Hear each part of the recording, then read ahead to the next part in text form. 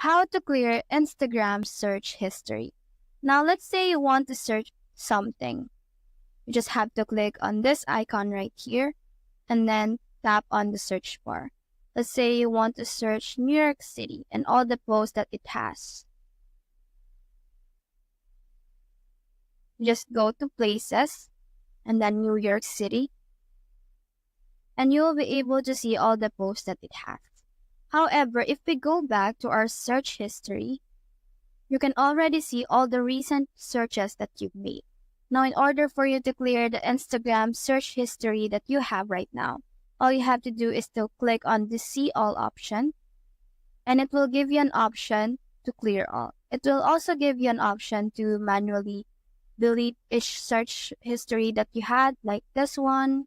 You just have to click on this icon right here, the X icon right here. But to speed things up, all you have to do is to click on this Clear All, and it will automatically delete all the search history that you have. So that's how to clear Instagram search history. Hope we help.